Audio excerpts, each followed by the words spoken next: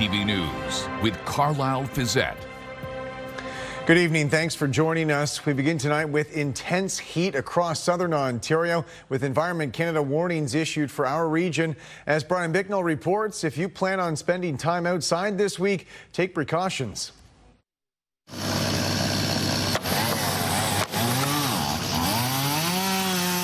Heavy work in the intense heat. It can be punishing.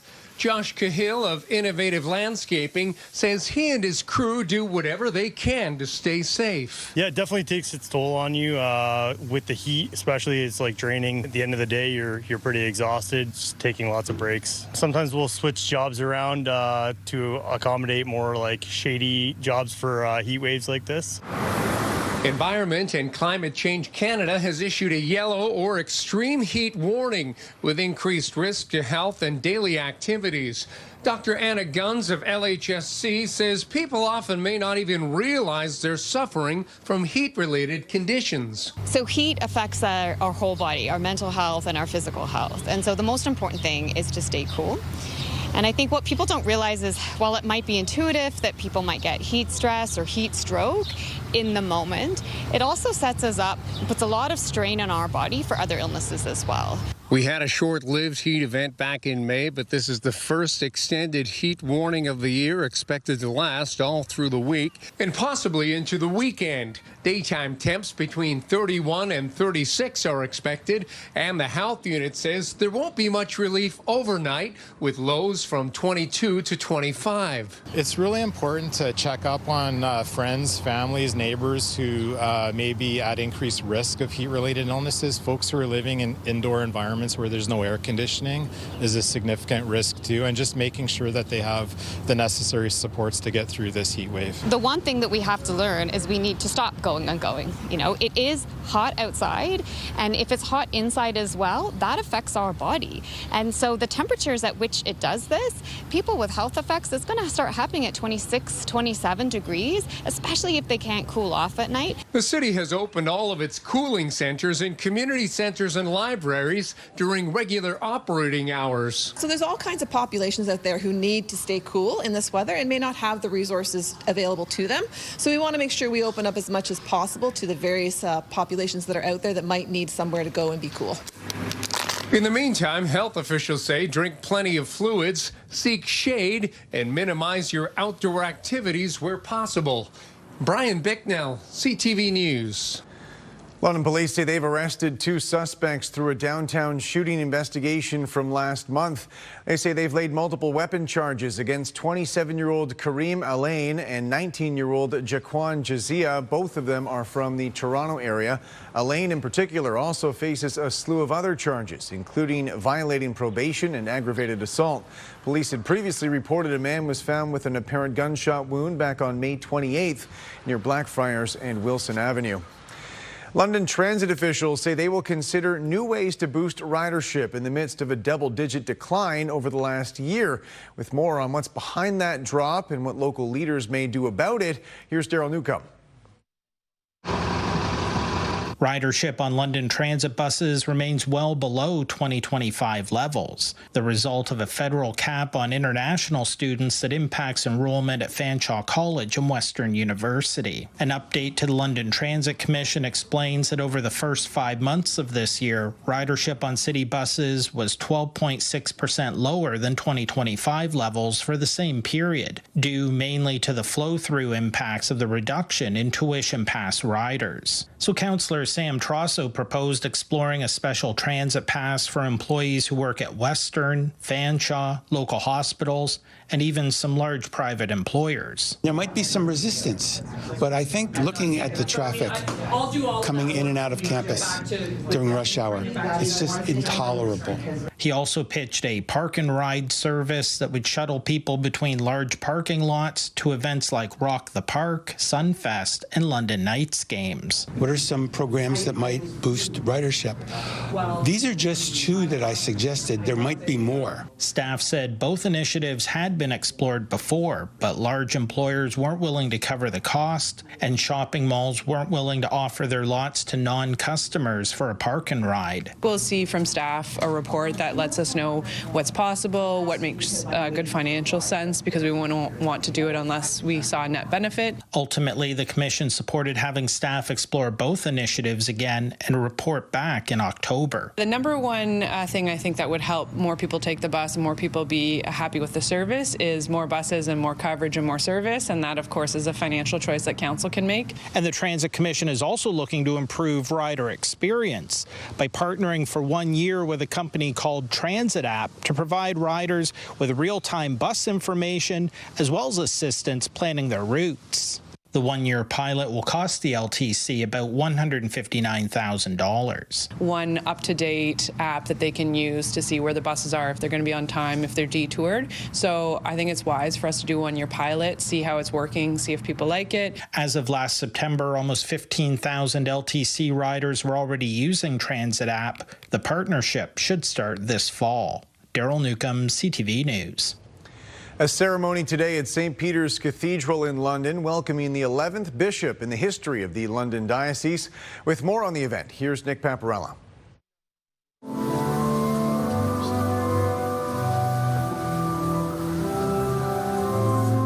Before a packed crowd at St. Peter's Cathedral, the Most Reverend Daniel Meem was installed as the new bishop for the Diocese of London.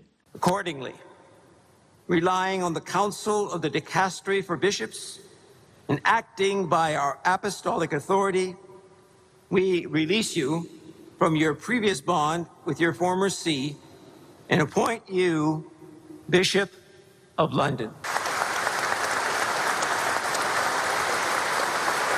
During the ceremony, Bishop Meem took time to thank his predecessor, Bishop Ronald Fabro, who held the position in the diocese for 24 years. As I crossed the threshold today, I promised you that I did so humbly, aware that I follow in the footsteps of some very, very fine bishops, not the least of whom is Bishop Ronald Fabro, who has led this diocese with such faith and dedication for 24 years. After spending 9 years as bishop in the Diocese of Peterborough, he's looking forward to embracing the new challenge in the larger Diocese of London. To be received is to be welcomed. So I thank you for being here today to welcome me as the 11th Bishop of London, to pray for my ministry among you and with you, our ministry together, to pray that it may bear good fruit here in this diocese. Everlasting is your reign. Nick Paparella, CTV News. An opportunity for former students and staff to say goodbye today to a century-old institution in St. Thomas. Arthur Voden Secondary is shutting down with plans announced to have it replaced. Brent Lale reports. As hundreds of people walked the halls one last time, they recalled the glory days at Arthur Voden Secondary School. A lot of memories. Had a lot of good times here. In April, the Thames Valley District School Board announced the school would close and be replaced. It is not just a building, it's a family, and it's been very hard for everyone. We just break down in tears when we discuss it because many of the staff and the students, they won't be together anymore. The closure even came as a shock to a centenary committee who were planning to celebrate the 100th anniversary. They negotiated the final walkthrough. I went to school here in the 80s, and it was the best time to be here. We had the best football team, we had the best band. They went all over. They went to Europe, they went to Montreal. Everything was fantastic. It was booming. There was like 1,200 students at that time. And it wasn't just those who hadn't walked these halls for decades, but also members of this year's final graduating class. I loved our trades here, and I know that they're building another school, or they have money put aside to build another school, but I don't know if it's going to be a trade school, and I really hope it is, because the trades are so important. Like, I graduated with my healthcare trades, and I believe other students should get that right to do that as well. The courses that we have here are hairstyling, manufacturing, construction, auto. The kitchen is top of the line. There's just so many things that make this building unique. The building is showing its age, sadly, because things have gone over the years. Nothing's really been put into the building. The 100th anniversary celebration will still go ahead in September. It just won't be held in the brick building, which provided so many memories for so many people. Brent Lale, CTV News. A new defibrillator was donated in Port Bruce this weekend through an ongoing charity campaign. Today we honor John Franklin Ball. John Ball was Merchant Marine in World War II. He was a civilian sailor, and he was a mechanic and ran the damage control systems. And to me, that's totally in line with the Coast Guard Auxiliary. This is the program's 258th donation, each funded by the Dave Mounsey Memorial Fund. This one was provided in memory of Port Burwell native John Ball, who was killed in 1942 when his vessel was torpedoed. We're all trained in how to use them. It was just a matter of getting permission and that sort of thing. Then when Patrick came along, I was like, oh my goodness, this is just absolutely fantastic. And it will be put to good use. And hopefully, like Patrick says, we never have to use it. We've had 8 confirmed life saves in the 17 years we've been here. We know that there's been more, but we confirm that there's been 8, and that makes all of the time and effort worth it. And it's also twofold. We're putting this out in public access areas, but we're also remembering these men and women that in some cases, like John Ball, may not be remembered much at all because there's no real family or photo of them at this point. A London man is providing an opportunity to play hockey for families who might not otherwise be able to. That's Sav Neth, the program's founder. He says the goal is to provide kids from families who are new to Canada or from lower income households everything they need to play, including equipment and ice time access. Participants were selected through Dad Club London and London Middlesex Community Housing Boards. This is the biggest fear of my family, that I have 3 boys, and we're just afraid to find out one of our boys interested in hockey, which is that's actually one of the most expensive games here in Canada. We got the ads in our board that mentioned that about the free hockey, and I was like, oh my goodness, it's amazing. I was a kid that lived in London housing. I played hockey with baseboards. We used shopping carts as nets. To dream to be on the ice, to play hockey is something I hope and inspire these kids to make that much of a difference. The 15 players selected are taking part in 6 sessions at London Sports Park, with volunteers providing the skills teaching. Organizers say the next step is helping those new players get registered in organized hockey. A local Paralympic champion is providing a behind-the-scenes look at the medical team behind his performance. As Lauren Stallone reports, you can't perform at the highest level without expert support and preparation.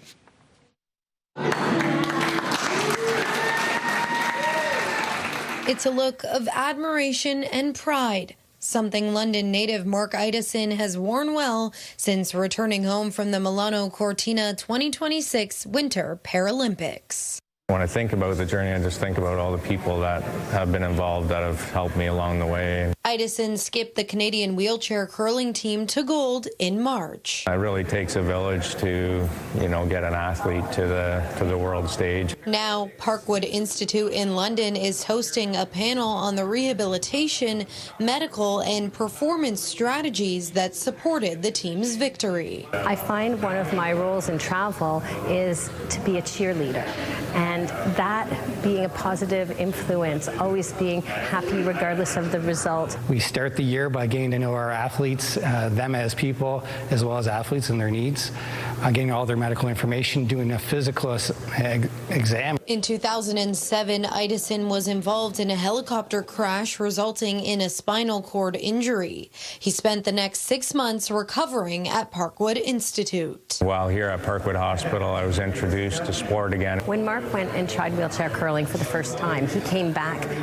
to New Physio and told me how excited he was, and that he had told the group there that his intention was to become a Team Canada Paralympian within that sport. Following the endless hours of preparation and training, the team has grown quite close. The gold medal is the icing on the cake. Even sharing some unique pre-match rituals. Mark and I had our own little rituals as far as getting him ready for media appearances and clipping on his microphone, for example, and he made sure that I was the one to do that before every game he played at the Paralympics. It was a fun moment for Dr. Macaluso and I to share. Just he would clip my microphone on my lapel before every game, and we didn't miss a game, and I think that that helped lead to the gold. And while the gold may hang around Idison's neck, to him, it represents every hand that helped get him there. Lauren Stallone, CTV News. Still ahead, when public opinion clashes with political messaging. New research suggesting Canadians are largely supportive of safe injection sites.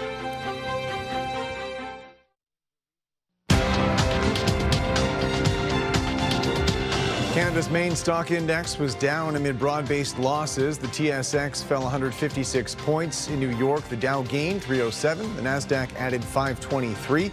The Canadian dollar lost 1/10 cent. On commodity markets, gold fell $57 an ounce. Oil gained $1.50 a barrel. Provincial governments in Ontario and Alberta are moving forward with shutting down supervised consumption sites. In the midst of that process, a new national study was released this week suggesting public sentiment toward those services isn't nearly as negative as those premiers might have you believe. With more, here's Kathy Lee. This encampment outside of the supervised consumption site in Lethbridge, Alberta, is a visible symbol of the city's addiction crisis. Everybody in this place is filled with pain, trauma. It also used to be home for Travis Petty. He says the drugs numbed his pain. When you're in addiction, really that is your survival. What helped him survive during his darkest days were supervised consumption sites in Lethbridge and Calgary. Last November, it took 17 Narcans in the safe consumption site to bring me back. Life-saving for him, but the sites have also been deeply divisive, with critics saying they fueled social disorder and crime. Both will close on June 30th, part of a broader shift that has also seen several sites in Ontario shut their doors. Supporters of the sites say closing them will simply push drug use out into the open, leading to more public overdoses and deaths, and putting even greater pressure on a system that is already stretched thin. It's going to put more pressure on the hospitals, on the shelters, on the public. The closures come as a new national study in the International Journal of Drug Policy suggests Canadians generally perceived supervised consumption sites as beneficial for clients. It thought that not only did these sites provide access to supports and healthcare resources, but they felt more neutral towards the crime situations. Alberta's Ministry of Mental Health and Addiction says opioid-related deaths are declining, and the province is shifting its focus to 24/7 recovery response teams and other supports. Petty says the sites need to stay. He and his lawyer have sought an injunction to keep the Calgary and Lethbridge locations open. We didn't get the injunction, sadly, but we are in the Court of Appeals. As they await a court date, Petty says he'll keep fighting for the people still living the life he once did. Kathy Lee, CTV News, Lethbridge, Alberta. Good evening, I'm meteorologist Gary Archibald for CTV News. Heat warning is in effect. It could extend for the entire week. We're talking about temperatures that could average across parts of southwestern Ontario around 32 to 35. And then, of course, we have the potential of some scattered showers, maybe even some thunderstorm activity. It will likely be of the non-severe variety for tomorrow afternoon. The big focus will be the heat and humidity. 35 could feel like 45 over the next 3 days straight. We anticipate this kind of health risk to all of us. So I'll break down the temperature and humidity forecast, see if there's any rain to help us cool off. And of course, next week to see if this will be a continuing trend. It's all coming up shortly. Stay with us here on CTV News. Welcome back. It's time for a look at the forecast and the intense temperatures we're going to be experiencing. For that, we head over to Gary Archibald. Gary. It's going to be hot, no doubt, and humid. That's going to be the weather story for the next several days. I think there could be an extension, Carlyle, of this heat warning through to the weekend. It's possible. But we do know that there's a high probability, now that we're in the warning orange level, meaning high probability and high impact for this heat warning, that temperatures are likely to average about 31, 32. Today was 29 for a daytime high. Our average high is closer to 25. Factor in the humidity, it felt like about 40. It could feel like 45. That's the Humidex projection in parts of southwestern Ontario, from Windsor to Chatham-Kent, London, Kitchener, and Waterloo. Not much to see here. Ridge of high pressure keeps things quiet. If we do see any cloud, it's mid to upper level, not likely precipitating. There is a very slight risk of seeing some scattered showers and an isolated thunderstorm for Tuesday afternoon. If we do see rain, it's likely to the north and east of us towards the Golden Horseshoe, and certainly further east from there. Here's the breakdown. Look at this, 23 degrees already at 8 a.m. feels like 31. And by the way, the overnight temperature in London's about 21, 22, feeling like 29 to 30. That's pre-dawn. Midday, 30 feels like 39. And then we're going up to 32 or 33 that could feel like 42 or warmer. And then, of course, Canada Day is Wednesday. Happy Canada Day to everyone coast to coast, of course. And 34 could feel like 41. It's going to be a sweltering next 3 days because Thursday's 34 as well.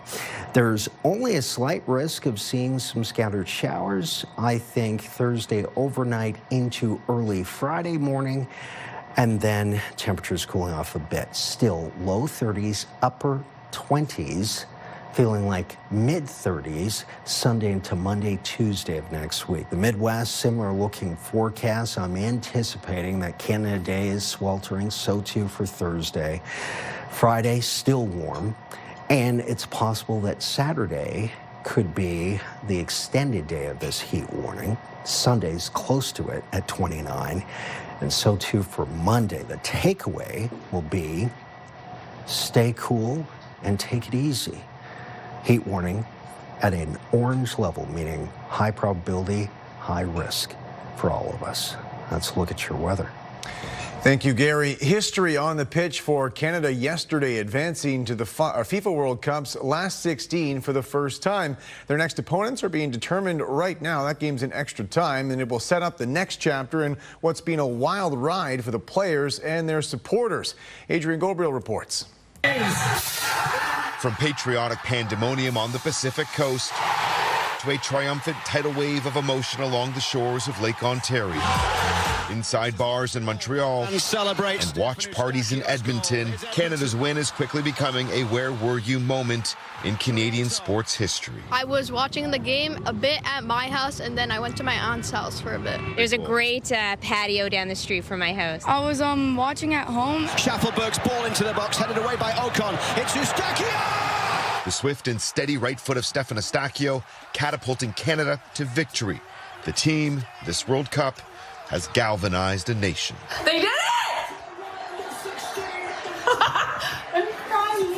Overcome with emotion, Canadian women's soccer legend Christine Sinclair's tears of joy offer a glimpse of what this moment means for the sport and our country. Okay, let's book our flight. To the round of 16 at the World Cup. Thousands did book a flight to LA to witness history in person. Thousands more will now head to Houston. On home soil, the win for some supersedes soccer. We're living in a time where we're rethinking what it means to be Canadian. Having cultural touchstones like soccer matches and the program succeeding like it never has before, I think that's important to us. You guys are Canadian heroes. Coach Jesse Marsh's pitch-side post-game speech sharing what this victory could mean. Canadian heroes for the future children of this country who play this sport.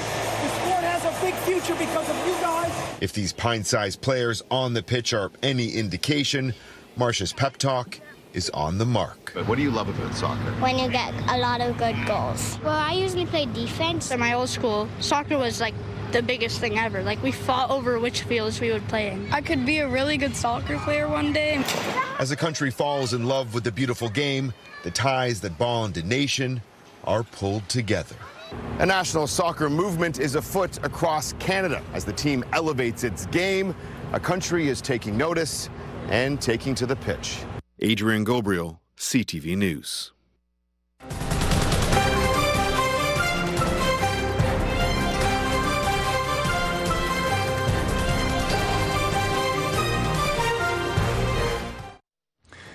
Finally tonight, iconic Canadian critters appearing all over a Toronto neighborhood, part of an art installation tied to the World Cup. With more, here's Heather Butts.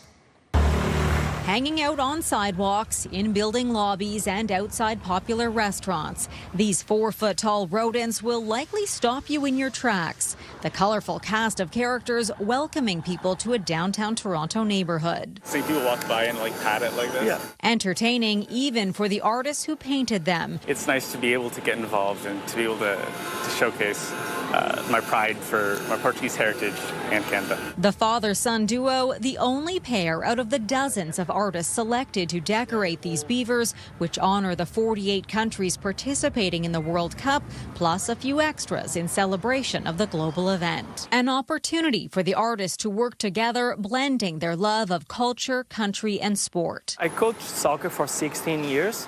And multiple teams, and participating this way in the World Cup gives me the illusion that I'm part of the big tournament. The sculptures were manufactured locally, then transformed. A diverse and lighthearted Canadian touch welcoming the world. I think what I like the most is seeing people react to them. And the beavers, now part of an artistic scavenger hunt, extending the buzz of the World Cup into a different part of Canada's largest city. The whole goal of it is to really get people to connect, to interact, and to spend time in our area and really experience what it has to offer. No two are alike as the artist's personality shines through their work, each with a connection to the country their beaver represents. Well, of course, she had to be wearing a kilt, so she's wearing a classic tartan. The symbols of Scotland emblazoned onto the beaver, right down to thistles on the soccer ball and Nessie, the monster from Loch Ness. I think the beaver is a symbol of strength for Canada, and I think that everyone who visits here and sees our beaver sculptures understands that we are a people of strength and from around the world. Heather Butts, CTV News, Toronto. And that's it for us. Thanks for watching. For all of us at CTV News London, I'm Carlyle Fiset. Have a good night.